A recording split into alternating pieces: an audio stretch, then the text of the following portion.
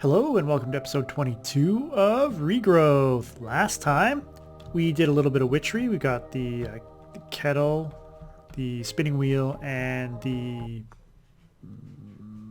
I can't think of the name of it. But yeah, we built a couple witchery machines, and we got ourselves silverwood and greatwood saplings. I do know why. No Thaumcraft quests have unlocked, and I will be working on Thaumcraft shortly. But what I thought I would do, because someone in my comment section mentioned that I should do more building on camera, and I'm not sure if they mean, you know, like this fancy building that I'm terrible at, or if they just mean, you know, setting up contraptions and stuff like that. But what I thought I would do is I would show you a way to automate your mana production.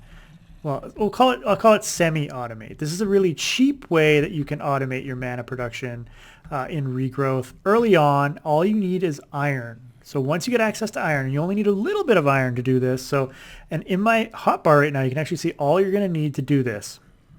So really, you're just going to need a hopper. You're going to need an open crate. Or you're going to need two hoppers. You're going to need an open crate. You're going to need two chests. You're going to need some transport pipes. I've used gold ones just because they're faster. At the point when you could do this, you probably just have stone or cobblestone, and that's fine. Not a big deal. You'll need a wooden transport pipe and a wooden engine, and of course you're going to need a lever. Now, to make a wooden engine, it's pretty simple. It's just some wood, some glass, some wood gears, which we made early on, which are just some sticks, and a piston, which is actually much simpler because you don't need redstone in this pack. You just need a lever. So you can actually get to a wooden engine relatively quickly, so you can start doing some transport of items early on. I haven't done much automation because I spend so much time focusing on, you know, getting my resources, and I don't focus on the automation early on. But what I thought I would do is show you a way that you can sort of do this semi-automated way. It's not like a smart system, so but it's really quick and dirty and easy to do. So what you need to do is I'm gonna dig a hole right there, and oh, no, not right there. Let's go right there. Sorry, dig a hole right there because I don't want to be right beside the. And I'm gonna dig a hole. Let's see, right here. This will do right here for now. And I'll need another hole in a minute. Do I want that hole there? No. Well, give me a second while I place some blocks here. So basically, you just want to. I think I want to go back one. Yeah, I don't want that there right this second. I'll probably go back one. So what I need to do is just create a little area here where I'm going to put some water. I'm just going to make it out of this green glass. So like this.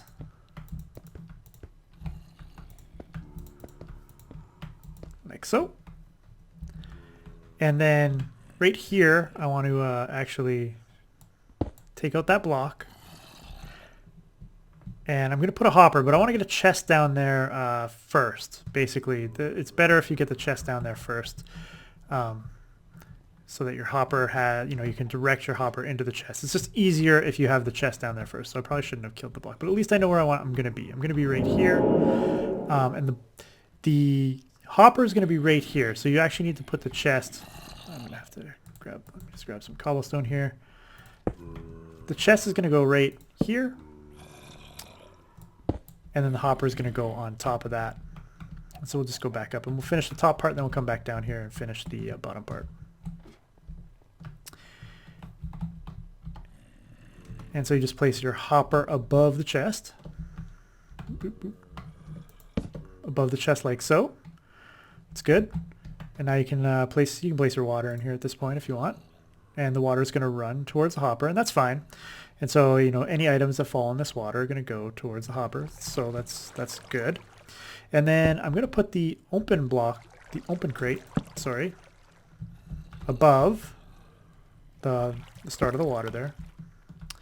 And then I want to put this other hopper, I'm going to put it on the side here, just because of the way my layout of my base is and where my ceiling is. I could kill off that block there, but we'll do it like this. This is fine.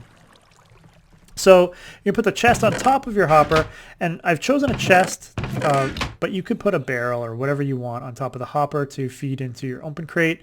I chose a chest because, you know, early on you're going to have, you know, coal and charcoal and maybe some blaze rods and, you know, other things that you can put in here. So you're not limited to just, you know, one item that you can burn here. So basically what's going to happen is we'll go set up the rest of the system, and then we'll do a quick test of it. And this should hopefully work. Hopefully.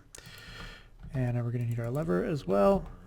So you need to pull the items out of chests with BuildCraft. We'll call BuildCraft annoying. You'll need a wooden engine to pull items out, and wooden transport pipes are slow. I could use an emerald, but I'm sort of demonstrating. I think emeralds are faster in BuildCraft, and I think if you put more engines around the pipe, things can go faster. So, you know, whatever floats your boat, I guess. Oops. And so what we'll do is we'll bring some gold transport pipe. That was terrible. I'll bring some gold transport pipes over here, and I believe we're going to go up right there. Yeah, that's perfect. So we'll go up right there. Our engine is running, so our items should come through once we throw something through. We'll test it shortly.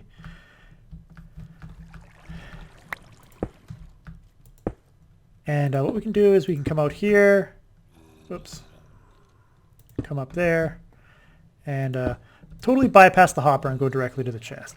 Now, if you're going to come up straight past the hopper, you can use I believe it's sandstone pipe will not attach to the any inventories.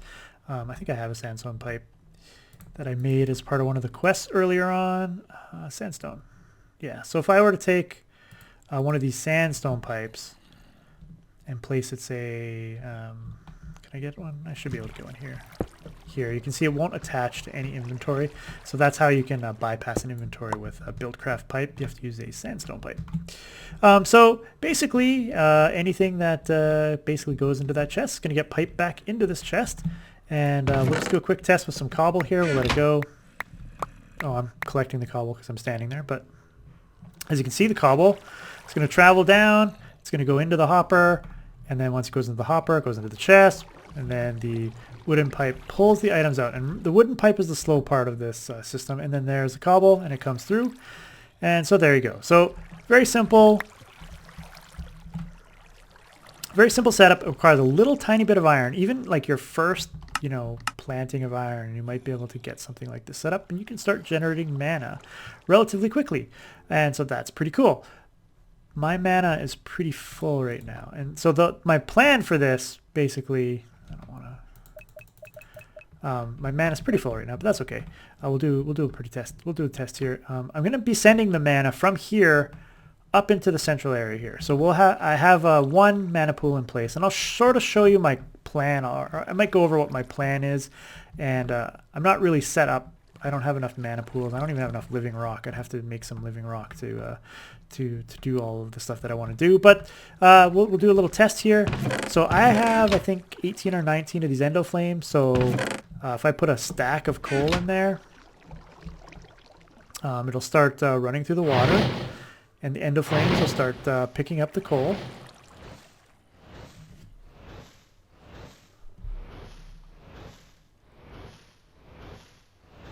This is the part that I didn't test properly. Okay, so as you can see, it's only working for the back endo flames here. So the reach of the endo flames on the front side here are not enough to basically pick up the coal. So what I would have to do for these ones is I would have to place more endo flames sort of at the back and around this setup. So it looks like it can only endo flames look like they can only reach looks like 4 blocks. So that's not a big deal. What you can do, what I could do is I could stand in the way of all the coal, which is fine, is you could set up a system such that you could have water traversing around. You could make the system larger. If you start at a higher point, water will travel farther as long as it's going down. So you can start at a higher point, and go down around more endo flames. But for me, I can really just I can move some of these endo flames. And so this is sort of a basic type system, and right now I have a bad sort of setup. I wonder if this can reach. Okay, yep, it reaches. So I can't quite get all my endo flames in action here. This pick up. This won't pick up probably. These two probably won't pick up because this will move out of range too quickly. Oh no, yeah, nope, it won't pick up. It'll move out of range too quickly. So I could put a couple of these endo flames sort of over here. These ones will pick up. Yeah, so it's a relatively easy way, I'll say. Let's see where you're. Yep, you're going to that spreader as well. And so yeah, this one would work too. I just don't know if it'll reach that. No, it reaches it, so that's good. So yeah, so my setup here isn't like optimal. Like I hadn't planned for this, so it's not like the optimal kind of setup. But I have basically right now I have almost all my endo flames in production. What I could do is I can convert some endo flames to floating endo flames so that you can place them on top of each other, so you can have like a little wall of endo flames here as well. You know, you could basically have something like this in the middle and then have it surrounded by endo flames and then just have a couple of mana spreaders spreading the mana love around.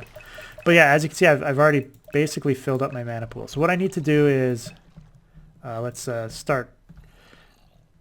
I think that'll start filling up this one, whatnot.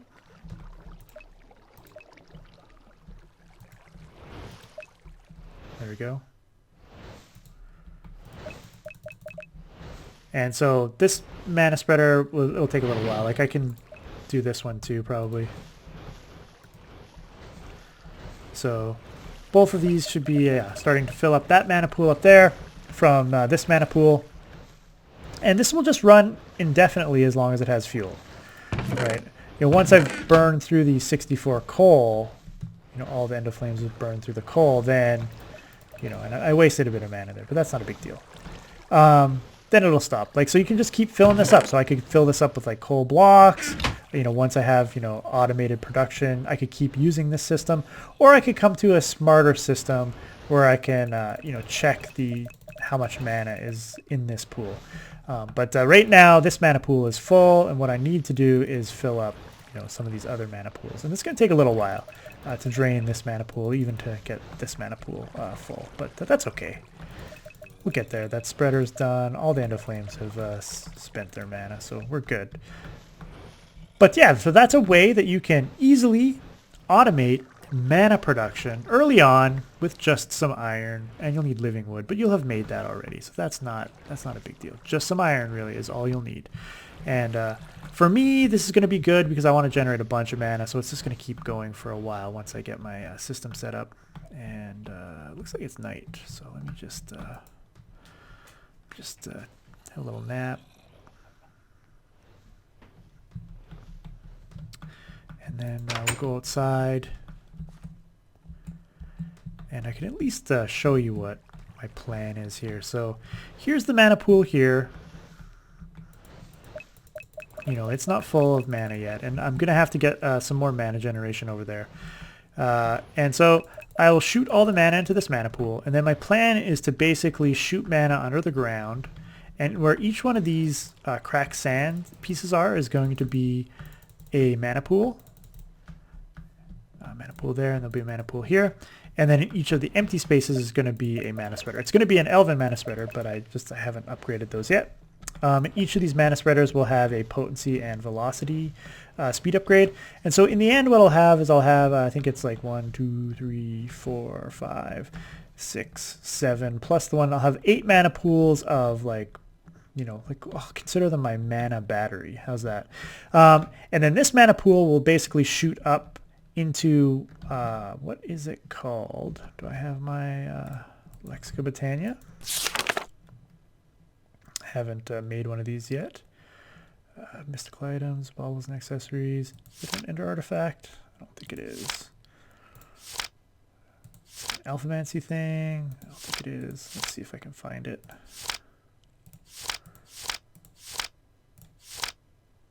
Can't remember what it's called. I haven't had to make one yet. A mana distributor. Any botanist will eventually reach a point where a single mana pool setup is not enough. The distributor will fix all this issue by placing it adjacently to a few mana pools on the sides. When it receives mana through a mana burst, it will equally spread it to the adjacent pools. So I'll make one of these. I'll put a mana spreader here, and then I can have 4 mana pools up top. These will be my working mana pools. And then up top here, I will probably spread my mana via sparks, using the different bonuses on the sparks. So let's go make one of these. I don't have enough living rock. That's one of my big issues right now. I'm gonna have to make some living rock, which I'm not totally ready for all of this. But so I'm gonna make one of these mana distributors. I think I need living rock for it. No, not detector, distributor.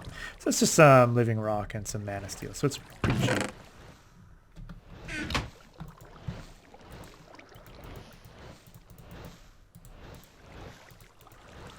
And you get a mana distributor. And then I'm going to need a bunch of these. So let's just go ahead and make 6 of them. In the new Botania, you don't have to make the weak ones anymore and then put them in the pool. So that's good. As you can see, I'm draining the mana from that mana pool, and it's all going into this mana pool. And eventually it will end up, once I get everything all set up, it'll end up all distributed into these 4 mana pools down here.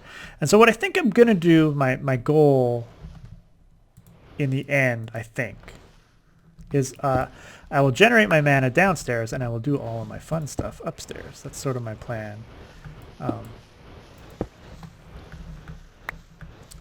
So basically I'm going to need a few more mana pools, but basically there'll be a distributor here, and then mana pool, mana pool, mana pool, mana pool, and then in the center will be my mana distributor. So I'll have one of the spreaders right below that, and then these 4 pools will be my my working mana. And I'll hopefully get myself set up such that I have, 8 mana pools full for my batteries plus these 4, so 12 full mana pools, which sounds like a lot. But if you're going to make stuff like Terra Steel, that's not that much. I mean, that's 24 Terra Steel, if those are all full. And it takes a long time to get to that point. Right. And these distributors here, I'm going to have to work on to have them distribute their mana a bit faster. The Elven Spreader will help out there, as well as getting the focuses on there. So anyway, I hope you found this interesting or useful. One of the two. One of the two. At some point, I will come up with a smart system, but I don't really need a smart system right now because I need to generate a ton of mana. So some system like this, it's really simple and easy to set up. This will do me for a long time. And I could, in theory, keep this system in place using a smart mana system because hoppers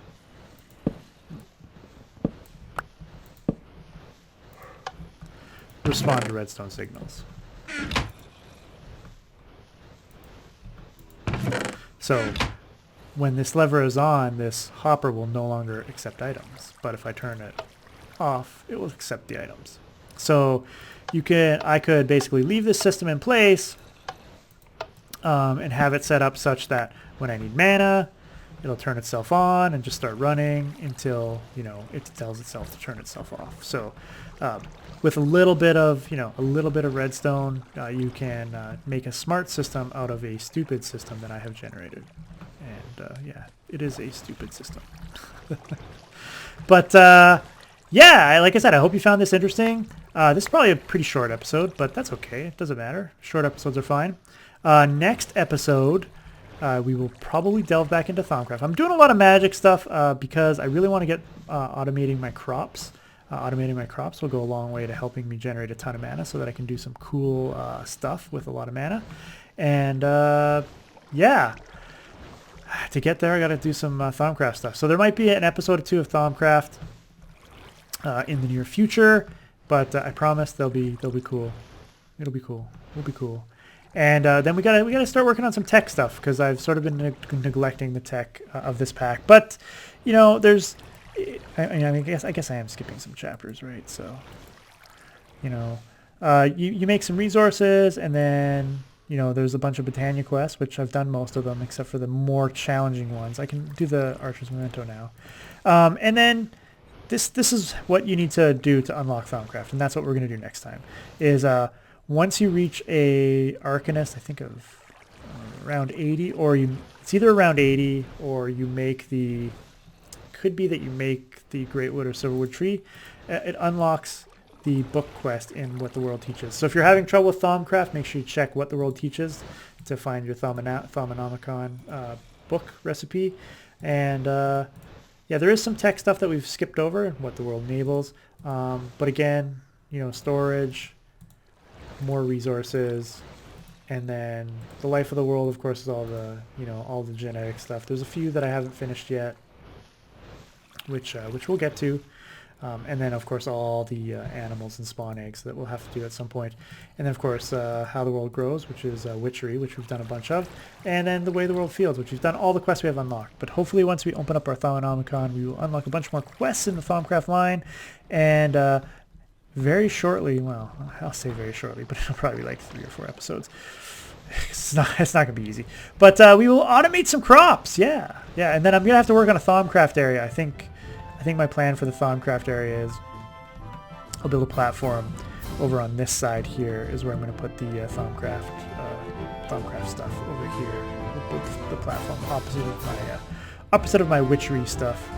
And I've only done a little bit of work improving my altar, so I haven't gone overboard. But I'm up over 8,000, which is not bad considering I still have a regular skull and an unfilled chalice. So I can definitely improve this. And it's the distillery. That was from the beginning of the episode. I totally forgot the name of it.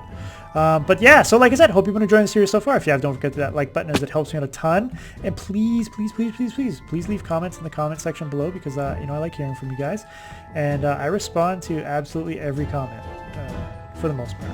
You know, if you're rude to me, I'll probably still respond, because, well, you know, I'm a masochist. But yeah, until next time, Delgar out.